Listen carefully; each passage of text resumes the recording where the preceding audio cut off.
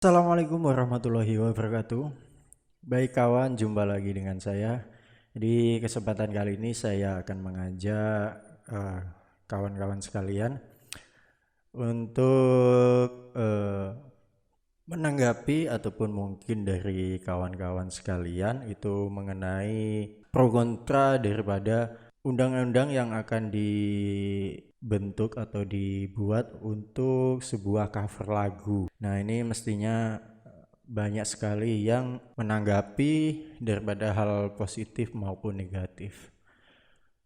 Tentunya kali ini saya mau ngajak kawan-kawan sekalian mengenai sedikit penjelasan, mungkin nanti kawan-kawan bisa beropini lain, tapi sebelum lanjut pada video kali ini, saya sarankan buat kawan-kawan sekalian untuk like, share, dan subscribe tentunya di channel saya ini jika kalian suka. Oke, langsung aja kita coba lihat sebuah artikel ini yang ditulis dari Tribun Timur. Tentunya ini sudah banyak di media cetak. Dilansir dari Tribun Timur, ini kan. Di Indonesia, cover lagu menjadi sebuah tren yang terus berkembang. Lagu-lagu yang tengah hits dinyanyikan kembali dengan versi berbeda gitu kan, tentunya membuat warna baru dari sebuah lagu itu. Namun nampaknya hal tersebut bisa menjadi malapetaka buat para pengcover lagu tersebut. Konten kreatif yang bertajuk cover lagu juga bisa menjadi masalah. Pasalnya, hukum yang menjerat hal-hal di internet akan semakin ketat ke depannya. Izin adalah kunci selamat dari ancaman hukum pidana Undang-Undang Hak Cipta. Karena itu, sebagai pencipta lagu, Badai Krispati tidak lelah untuk terus mengingatkan kepada banyak orang agar lebih teliti dalam membuat karya hiburan musik, terlebih saat mengcover sebuah lagu yang diunggah ke channel YouTube. Apalagi kalau mengcover lagu udah mendapat untungnya tapi nggak membayarkan pajak ke pemerintah, maka ancaman hukuman bisa lebih berat lagi, yakni 10 tahun penjara dan denda 4 miliar rupiah. Wow, ini sungguh-sungguh luar biasa ini mengenai jeratan hukumnya, karena 10 tahun penjara dan denda 4 miliar gitu kan. Uang dari mana itu? Satu yang perlu kita ingat adalah ketika memanfaatkan karya orang lain tanpa izin, bahkan sampai menggandakan sebagai produk, maka ada hukum dan pidana yang berlaku. Tulis pada Kamis 3 September 2020. Mendukung hasil pembahasan Seminar Nasional Produk Hak Cipta dan Haki telah diselenggarakan pekan lalu. Oke, coba kita lanjut. Nah, di sini saya ambil poin-poinnya, yaitu untuk pasal itu dimuat di pasal 113 Undang-Undang Nomor 28 Tahun 2014 mengatur sanksi pidana sebagai bagi pengcover lagu tanpa izin. Lalu di sini Ari Lasso juga berkomentar, musisi jangan takut sama label lawan gitu kan. Maksudnya ini seorang musisi asli yang mempunyai suatu lagu tersebut, entah itu mungkin sudah dihak ciptakan atau belum, diajak untuk melawan, tapi melawannya itu dengan cara baik. Lalu di sini ada dikutip juga, ibarat sang pencipta lagu punya pedang. Dia berkata, datanglah ke rumah baik-baik, pakailah dulu untuk perang mencari pasarmu. Jika nanti sudah dapat, ciptakanlah sendiri untuk perang demi mempertahankannya. Ini ujar Denny Caknan. Dari sedikit cuplikan pembahasan ini, banyak yang pro dan kontra. Akan tetapi di sini saya mengajak dari kawan-kawan sekalian untuk berpikir positif. Benar juga gitu kan, karena sekarang lagi marak itu kan label-label atau konten-konten kreator yang dia pengcover atau cover-cover lagu itu kan, bahkan saya sendiri pernah cover lagu itu kan, karena belum paham tentang YouTube Jadi saya asal copy paste gitu kan, entah dari mana itu dapatnya sebuah musik gitu kan. Kadang asal dapat gitu kan, bahkan kiriman nggak taunya di situ sudah ada link masing-masing gitu ya. Jadi kita harus tahu itu kan. Kalaupun kita mau mengcover, gak hanya cover lagu sih sebenarnya, apapun itu kita harus permisi terlebih dahulu.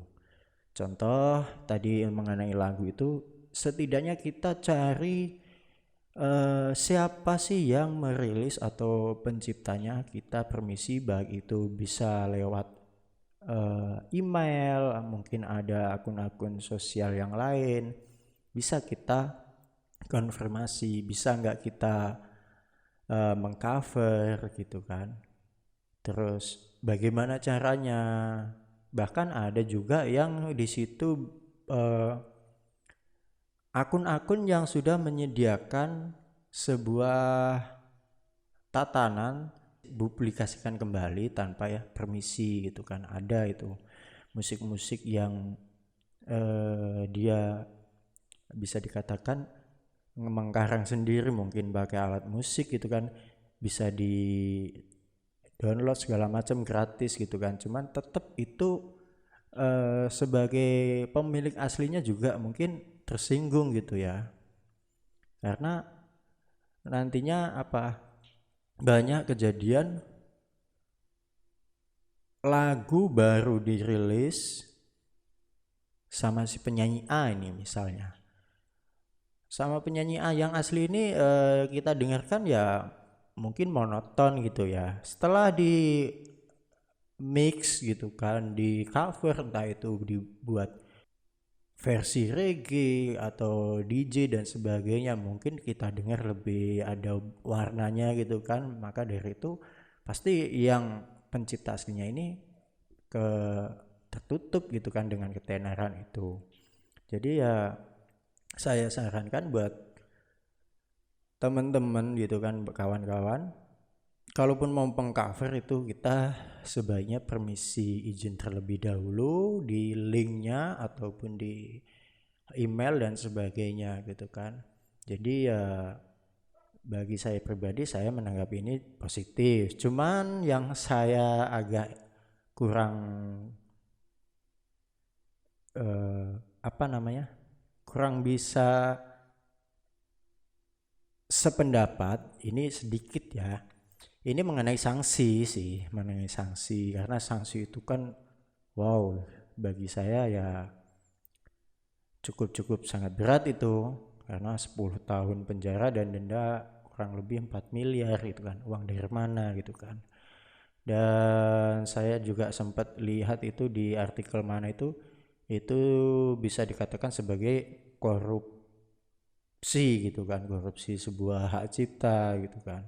Cuman yang saya pengen lagi itu kan, janganlah hal seperti ini langsung divonis secara sangat berat gitu kan. Coba kita bayangin di negeri kita ini yang benar-benar korupsi itu yang seperti apa gitu loh. Mereka aja yang korupsi yang entah itu apa masih bisa menikmati gitulah. Bahkan itu hak kita bersama sebagai orang kecil. Di situ benar sesuai undang-undang aturan, hukumannya berat, tapi kenyataannya apa gitu kan. Jadi intinya kali ini sukses terus buat musisi-musisi, jangan patah semangat, eratkan persatuan para musisi ini tentunya ya. Dan sebisa mungkin ya, untuk mungkin ini kaitannya dengan IT juga gitu kan, saya ingin sih diperketat lagi. Kalaupun memang nggak bisa di cover, langsung dihapus. Karena saya juga sempat waktu itu buat video, namanya baru awal juga belum paham, nggak tahu itu sistemnya seperti apa YouTube itu. Jadi saya asal ambil nggak tahunya loh kenapa kok YouTube saya, video kak saya ini kok dihapus sama pihak YouTube gitu kan. Setelah itu saya belajar lagi, oh ternyata seperti ini, kita tidak boleh sembarang mengambil karena nggak tahu itu mengandung masalah hak cipta, bisa jadi mengandung video porno, bisa jadi mengandung kekerasan gitu. Terus lagi dalam IT ini kalau saya sih inginnya lebih lagi berkembang supaya kita saling tidak merugikan satu sama lain nih. Intinya gitu aja. Jadi buat teman-teman, jika ada pendapat lain silahkan kalian tulis di kolom komentar. Dan jangan lupa like dan subscribe. Demikian sedikit pendapat saya, pro kontra saya. Jika ada salah saya mohon maaf dan jangan lupa nantikan video-video saya berikutnya. Terima kasih.